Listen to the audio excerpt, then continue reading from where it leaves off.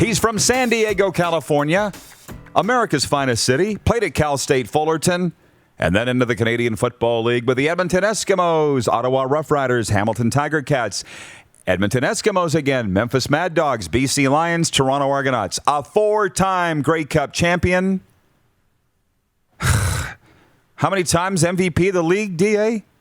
A lot, let's put it that way. Hey, only once. As usual, you look great. Congratulations on joining the Las Vegas Raiders, man. To me, that came out of nowhere. So bravo, and how'd this come about, sir? Well, I think it all started the previous Grey Cup that just was played, and I made the announcement that I was interested in coaching. I've always had it in me, and I think it was the right time to come out and desire to coach. And so I hired Bill Scott to try to give me interviews. And unfortunately, during that time, during the interview process, I didn't get any interviews. And then after that, the league didn't play at all. And so I started to look at different avenues and understood that there's other paths that you can take to get into coaching. And I know the Bill Walsh program, I've heard about it.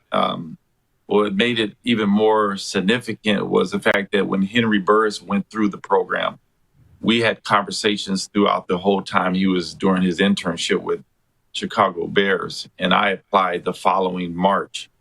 And it took, March till June to figure out when all 32 teams would get an opportunity to see a resume.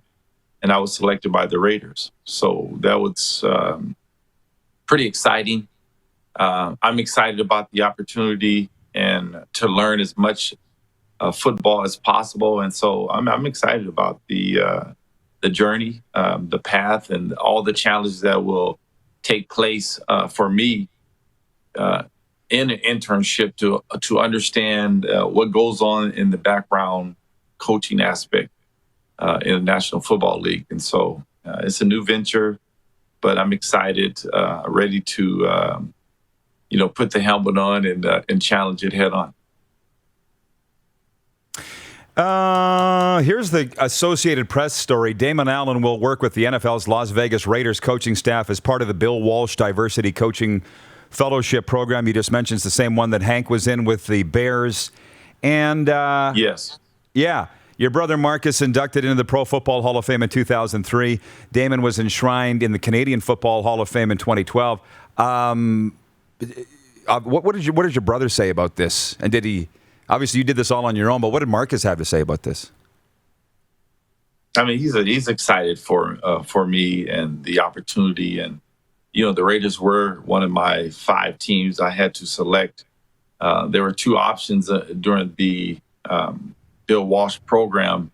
You can either open it up to all 29 teams and select 5 teams. I wanted to open it up to all 29 teams, but at the same time, I wanted to select 5 teams as well.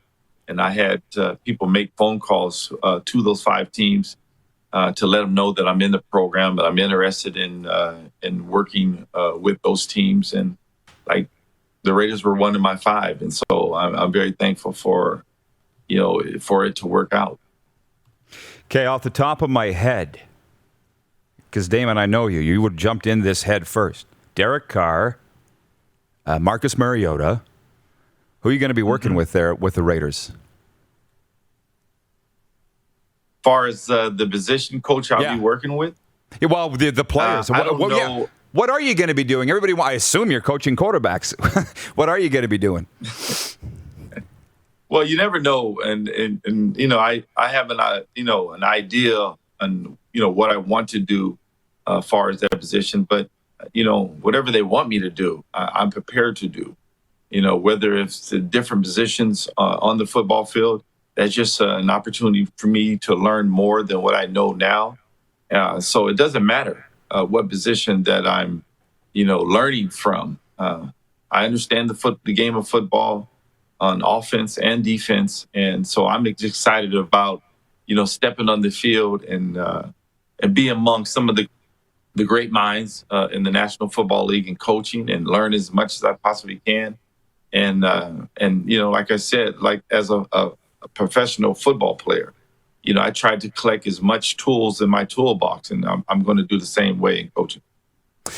By the way, some of the viewers were asking why I laugh when you mentioned the CFL Most Outstanding Player Award. I had this mixed up on your Wikipedia. You're 3-time Grey Cup MVP, 1-time league MVP. And I'll come back on that in a moment. I want to ask you some CFL stories, but first, what's the reaction been like in the pro football world since this announcement on Monday, by the way, for you? It's been amazing, especially throughout Canada. I mean, the press release came through Canada first, and so the response from everyone and wishing me well has been really great. And they understand the passion I have for the game of football. And I've always had coaching in me. For me, it's always been about timing and being in the right situation and being with the right coach that gives you an opportunity to understand, what you bring to a football team. And, unfortunately, it's not going to be in the CFL, but it's an opportunity for me to potentially coach in the National Football League. Unbelievable. So on that, the guy doesn't get any interviews with CFL teams and gets hired by the NFL's Raiders. So there's something to be found in that, by the way. But so here in Saskatchewan, they got a guy by the name of Paxton Lynch, who's in camp right now with the Rough Riders, first-round pick of the Denver Broncos. And he had said after his first day on the field, Damon, that this league's more difficult than he thought, and that he wants to get back to the NFL. Obviously, who doesn't, right? But what would you say? Because now you're going to carry the CFL banner, I hope, in Vegas, and you're going to be dealing with these guys about this CFL game that is not that easy. Like, what would you say to Paxton Lynch as a guy that's trying to resurrect his career in the CFL? I would say to him, learn as much as he possibly can on the defensive side of the ball, because that's the area where, with the extra guy, it will be a little bit different. They can do a little bit more things on the defensive side of the ball with an extra man. Now they can zone blitz and create pressure. And I think at the same time, that's what I did when I first came to the league. I mean, I had a desire to play. I mean, I was tossing the ball up in every game, Matt Dunnigan was playing with, and I was the backup. But he has to prepare himself in a way and that will prepare him to say when his name is called, he has to be ready to play. That's the difficulty in the role of a backup or potential guy who's on the bench. Every day in practice is his game day. And so he has to take the position and where he's at this present time, because he's not the starter. But he is trying to get used to the field size, playing the different hashes, learning the defenses. And I think that's the thing he needs to focus on. Because you have to believe that anybody who's in any professional setting, whether it's National Football League or CFL, they have the skill set to play. For him is to learn how the game is played in Canada.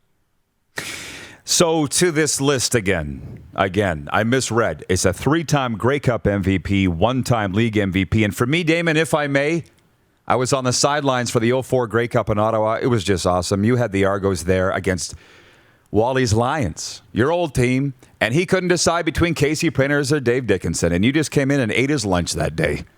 What you did? What? Listen, people will ask you which is your favorite Grey Cup win, and that's an unfair question to ask, but that one in Ottawa that day in 2004 was pretty special. Yes, it was pretty special because of the setting, the circumstances, how I came to Toronto, and it was through BC, and and the conversations we had with Wally, and it's a whole unique story behind it, because I think when Wally, let me go, he was basically, to me, I took it, was basically saying that my good days and my good years are behind me. And, it's amazing that if a player would listen to someone else describe or to control someone's career, I mean, that's why I always try to let players know that, man, hey, retire when you want to, when it's time to go. And if I would have listened to Wally that my good days were over, I probably wouldn't have won another Grey Cup, or I wouldn't have won Most Outstanding Player, a few years later. And so for me, I tell every athlete, stay on scholarship, play as long as you possibly can. When it's time. And that's why that story was so unique, because what I went through to get to Toronto, and I knew who we were going to play in the Grey Cup after the Eastern final game. And that was before the Western final game was played. I knew we were going to play the BC Lions. Well, right. So you had the motivation. Of course, I get what you're saying, because it was a doubleheader on that day. Yeah. Well, I knew it was special to you, Damon, and maybe it's because of all the time we spent together over the years, but I'm glad that you told that story. Jeff, the Stampeders fan, says Damon won 2 Grey Cups at McMahon Stadium, beating Calgary twice in the West Final. And if I may, Damon, on that 04 Argos team, you had Ricky Williams on it, right? And he broke his arm in a game at Taylor Field. And here was just a guy, when he came to Canada from the NFL, Ricky Williams. Did he not think that he was going to... Yeah. Yeah, he wasn't on the 04 team. He was on the 05 team. Okay, well, when he came up, either way, did he not think he was going to light it up in the CFL? Or what do you remember about what his expectations were about being a tailback in the CFL? Well, it's unique because you have to understand, after the 04 season in 05, we're the number 1 rated offense in the CFL. And then Ricky came, and we completely changed our offense. We released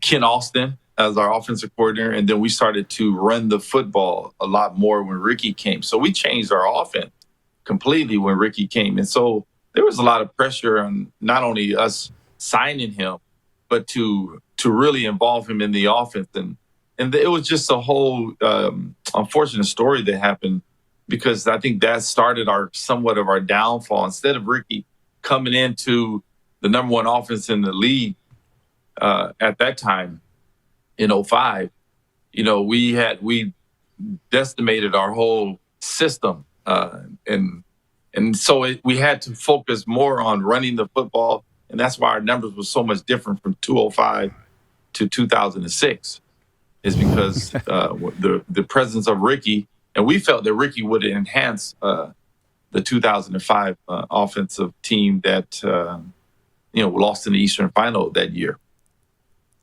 And Kent doesn't like to run the football. Ricky was a smart football player. I mean, he was skillful, can catch, run. He can do it all behind the backfield. And we just felt that we went to a 2-back system instead of having Ricky as the 1-back system in a 5 receiver spread offense. And I thought in 2006 we would have eventually had a better feel for what we can do with Ricky at all. But unfortunately, Austin was let go that year. Craig Campbell is watching from the Hockey Hall of Fame in downtown Toronto. He says, I was in an end zone standing in the temporary stands watching Damon and team win another one for the Argos in 04. Thanks, Damon.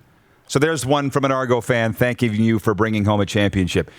Ryan McCarthy watching in New York State says, question for Damon. I might be wrong, but I heard that you wore the same shoulder pads from your time at Cal State Fullerton and throughout your entire pro career. Is that true? The truth of the matter, the shoulder pads I was wearing were Brian Kelly's when he retired. And I started wearing his shoulder pads. They were the oldest Wilson shoulder pads with basically no padding in it. And, I never wanted to wear big pads. I always wanted to wear, small pads where I can, it would be no restriction on the different release points in my career. And so I've always wore Brian Kelly's old pads. There you go. There's the story. Damon, I don't really want to let you go, but I will. I just want to ask you this. What's next in terms of getting down to Vegas? Training camps in a couple of weeks. Like, what's up? What's the plan? Well, I start, July the 23rd is when I first arrive in Vegas and going to Vegas. And then from there, I think training camp starts the 27th. And so I will be down there 4 or 5 days prior to training camp with the other coaches and learning as much. Like I said, it's going to be a cram session for me to try to get a great feel for what the Raiders are doing offensively. I mean, but like I said, I know football and I can adapt, and it'll be no different than a rookie's trying to learn the offensive plays or defensive plays in training camp. So, it's a lot of sessions that you have to be by yourself and put the time and work in, and communicate and try to have a great feel of what the innovation of their offense and what the premise of their offense is all about. But I'm confident that I'll be able to do those things because I understand the big picture. Any nervousness at all, or just straight on excitement? My excitement has more to do with facing the challenge of something new, something different on the coaching realm. But I'm confident that I can communicate. I'm confident that I can take in and understand and apply. In the same time, it's going to be interesting. Understanding the energy that Coach Gruden brings is my kind of guy. I love that kind of energy because I'm passionate when I step on the field. I have fun when I step on the field, and I have joy. In the same time, hopefully I can translate that among the players and the system that I'll learn while I'm there, and leave it all on the field. Well, I'll tell you what, I see that synergy with yourself and Chucky. And like everything you've done, you're going to be great, Damon. I'm so proud of you and happy for you. A few more Raiders fans here right now. So thanks for this today, Damon. We'll be watching. Appreciate it. I appreciate it, too. Thanks for having me on. Thanks, bud. Canadian Football Hall of Famer Damon Allen. You're watching Rod Pedersen On Demand. For more of The Rod Pedersen Show, visit rodpedersen.com or follow Rod Pedersen on social media.